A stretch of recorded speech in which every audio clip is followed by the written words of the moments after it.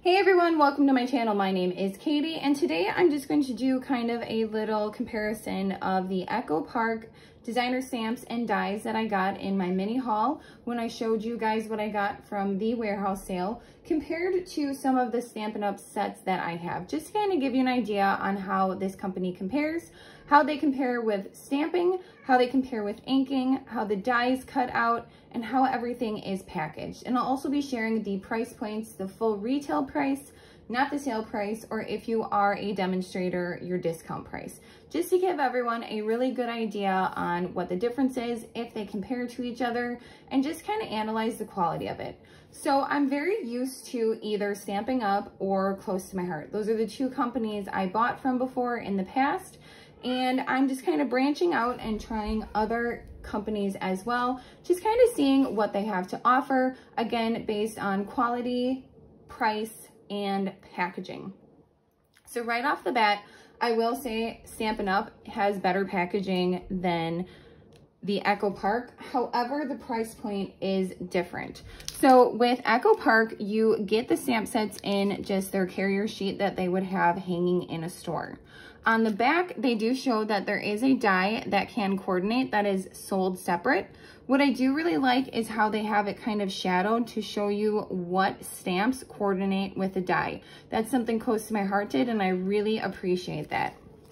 So that's what their packaging comes in. With Stampin' Up, you get these stamps in these kind of DVD kind of style holders, and then you get the dies in this holder. So this is just a plastic envelope. I have taken out all of my Stampin' Up dies that match with the coordinating stamp set and put them inside. And I did show this in a prior video, but this is just my preferred method. I like to put them on these magnetic sheets. I put them, if I need it, on both sides, depending on the amount of dies. I do keep this little divider carrier just to kind of divide it between the stamps and the dies. And then I just keep the dies right, or the stamps right in there as well. So it's all together. That way I know that this stamp set has a coordinating die. Now, if it is a standalone die, I just keep them in their carrier sheet like this envelope. However, I do back them on this magnetic sheet because to me, they just stay together and I can see them better. And then I know I'm not missing one, or they're all at the bottom of the package. They actually stay on that magnetic sheet, and to me, it's just much easier to work with. So we're gonna go ahead and get this open and just kind of go from there. I mean, the packaging isn't terrible, but I do appreciate when packaging is also the storage, because then you don't have to go out and buy another storage solution. But I do have a lot of these envelopes left over, and because I transferred all of my dies that matched with a stamp set to the stamp holder, or the stamp carrier. So I do have a lot of them left, and I do have the magnetic sheets left over from all of the Close to My Heart dies that I had. So I personally do have a solution for right now, but in the future, I'll probably have to look into another company that does make stamp set holders along with the dies. And I believe Avery is one that people utilize a lot, but I'm sure there are other companies out there that have stamp holding or organizing solutions. I'm going to go ahead and just use this one right here. It is the perfect, or what is it? Coffee and Friends Make the Perfect Blend, which I just think that saying is just so cute. For all of this, I am going to use the Stampin' Up ink, which I did not shut this one. There we go. And the ink I'm using, or the inks I'm going to use, are Basic Beige, Crumb Cake, Early Espresso, and Pecan Pie. To me, these are quote-unquote coffee colors. And just so it comes up real good, I am going to use the Crumb Cake because I think the Basic Beige might not show up with my particular background. So first I'm going to try it just on a sheet of paper. This is the cardstock from Stampin' Up. So I'm just going to go ahead and ink it up and stamp it again just right on a flat surface. This is a table. My table is actually a metal table, and I have that covering that you can buy for shelving on top of it. This is an old like cake decorating table. I love it because in case there is something magnetic, it sticks right to it and it doesn't move. So I personally love it, but it is a flat, hard surface, and sometimes photopolymer stamps do not play well with the flat, hard surfaces. So my other solution would be to use kind of like a stamping mat. So this is from Close to My Heart. They carried these. These are for scrapbooking pages, but the back was always kind of squishy and it was really good for their particular stamps. So theirs was kind of a photopolymer acrylic hybrid. And I'm just going to do the same thing, same color, kind of ink it up and see how it compares on this mat. And again, typically it works better. And then my third solution is to use a Misty. So I do have this Misty right here. I believe this is the regular size Misty. I do not use it as often as I should. Sometimes I honestly think I forget I even own it. But a Misty is really good because it will keep the paper in the exact same spot. So if you were to need to restamp it, you definitely know you are going to get in the exact same spot. So that's why I really like the Misty is, you know, if you're making an assembly line of cards, either, you know, Christmas cards, Christmas is coming up. We always make a lot of cards. Typically I make the same card just over and over again, maybe change up the color or the pattern of paper, but it's still the same design. And this tool is very easy to just kind of use the assembly line of stamping. And that way, you know, they are going to be perfectly lined up and in the exact same place that you want them to be. I will say what I love about photopolymer or acrylic stamps is that they are see-through. So when you do have them on a block, even this dirty old block, you can see right through it. So you could tell, you know, if I had it upside down, if I had it crooked, I would be able to tell if I actually had it the correct way. But with the Misty, what's great about it is, again, it, you know, kind of does the work for you and make sure that everything is lined up. So I do only have the one magnet, so I do hope that this works quite well. I always had the intentions to get more magnets and I just never got around to doing it. With the Misty, if you ink it all up like I just did, just take one of these little chamois and it will come right on off. And then we're just gonna press down. We're gonna do the one press this time just because I didn't double stamp for the other ones. And I wanna make sure I'm doing a really good, honest comparison. So here is the stamp that is from EchoPark. So this is the first one just on a, you know, metal table. It actually worked quite well.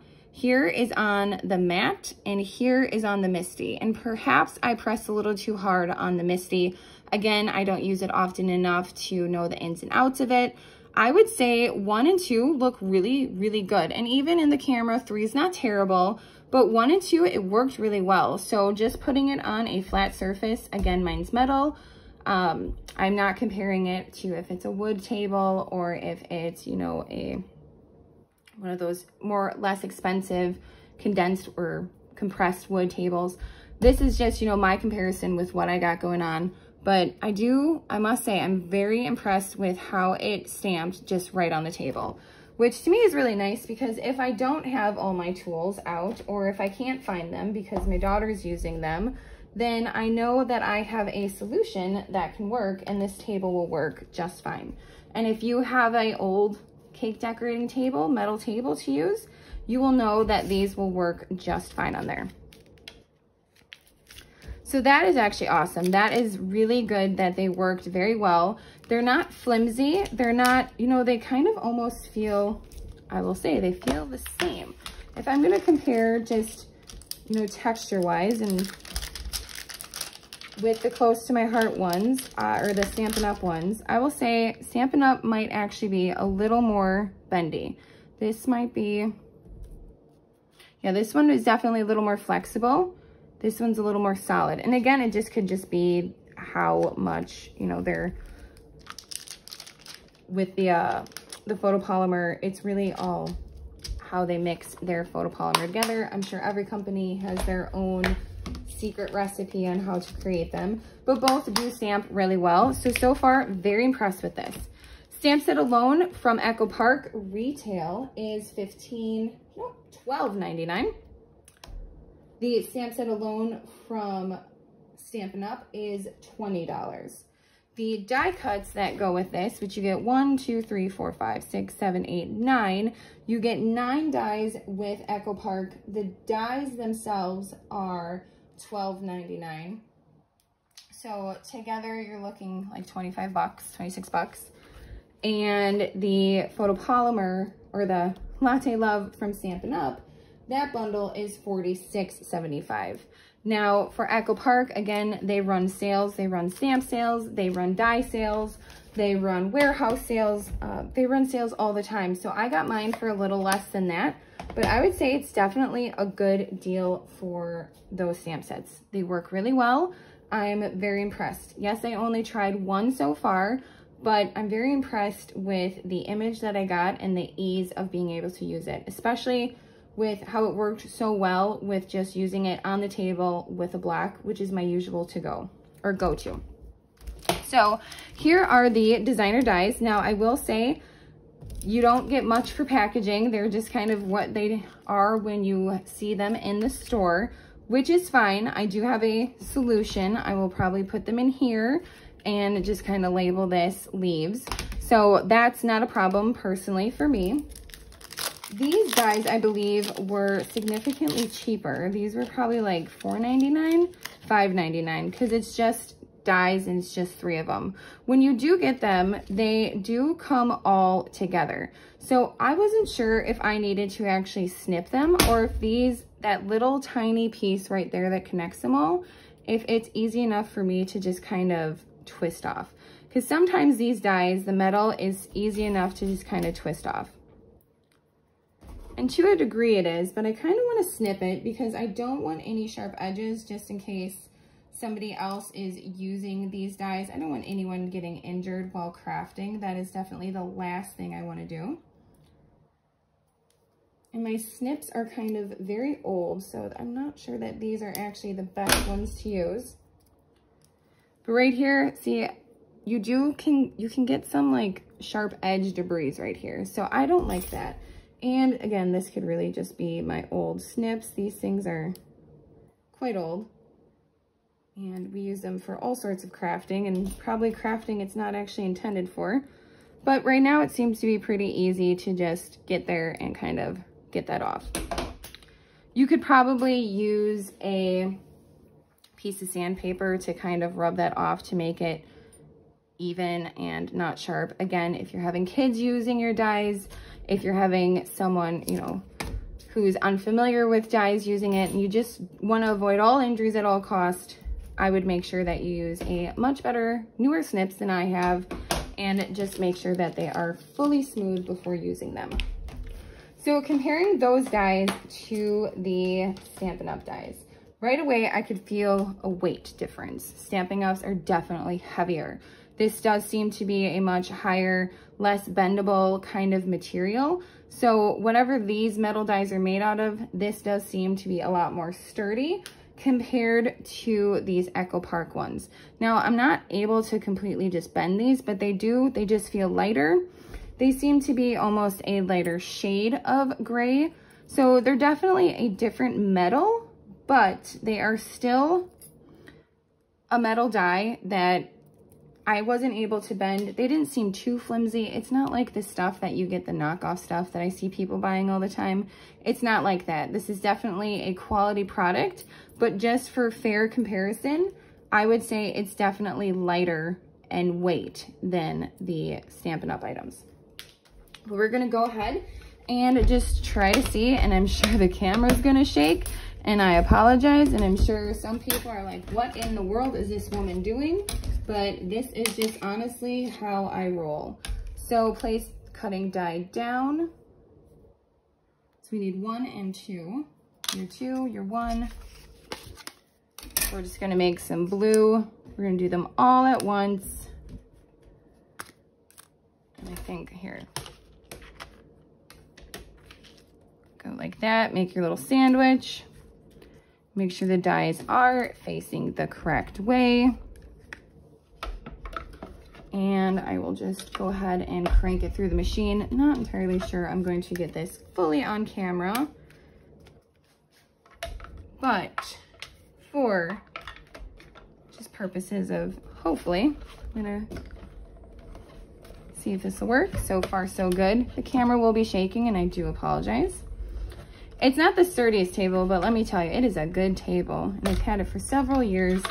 And what I like about it is since it's metal and I just put this covering on it, when the covering gets dirty, if my daughter's using resin and it gets everywhere, or coloring or inking or painting and it gets everywhere, I just rip it off and put on a new one. And that way I can go ahead and change them.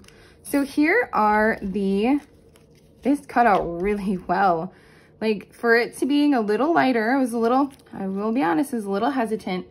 This is a really nice cut. And these are really good size too. So I got the smaller ones and like the bigger traditional leaves because I thought it would be really pretty to kind of do, you know, falling leaves all around a picture. This is actually a really pretty fall color. I wouldn't say it's a traditional fall color, but a little pop of blue everywhere is really pretty. So again, just kind of going to show you real close up how those are. I'm actually quite impressed with that.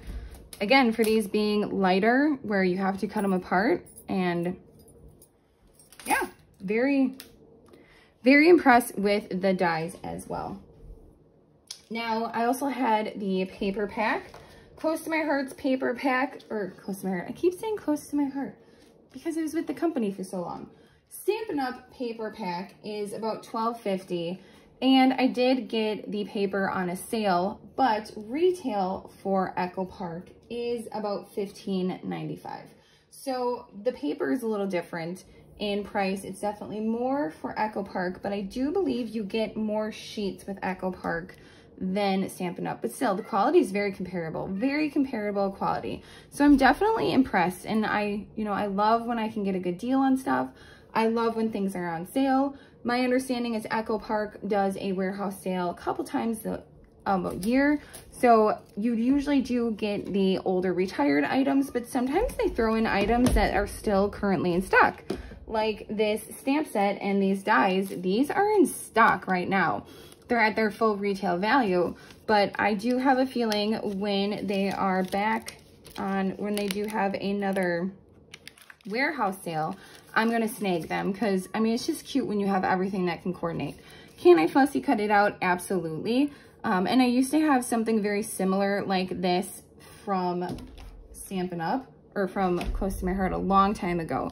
I do still have the other retired older Stampin' Up dies that I have that are coffee because I just absolutely love anything coffee. But I was just really happy to kind of add this to my collection as well. And again, very impressed with the quality of the stamps and their separate dies. And I'm excited to see, you know, when I do get those, how the stamps and dies work. And I'm sure they'll fit together just perfectly fine. Again, they're not the weird knockoffs that you buy online on those sites. They are the actual quality company that created and designed them. So I hope you enjoyed this little tutorial. I just wanted to make sure I kind of walked through and did all the comparison because that's just how I am. I wanted to compare prices, packaging, and quality just because I want to make sure everybody is getting exactly what they want for the price that they're willing to pay, and make sure it's something that's good and quality and that they'll use over and over again. The worst thing you can do is spend money on something and then have buyer's remorse. So I must say, very impressed with these dies, very impressed with this stamp set, because I have used other photopolymer stamp sets before and they were awful. I have used other acrylic stamp sets before and they were awful. Sometimes the ones that you can buy in the big box stores are absolutely atrocious. So I'm very excited that these photopolymer EchoPark stamps are amazing along with their dies, and I'm really excited to see how I use them and how I'm going to be using them in future scrapbook layouts, in probably some home decor items, and some cards in the future. So thank you so much for joining me. Happy crafting, everyone, and I will see you all next time.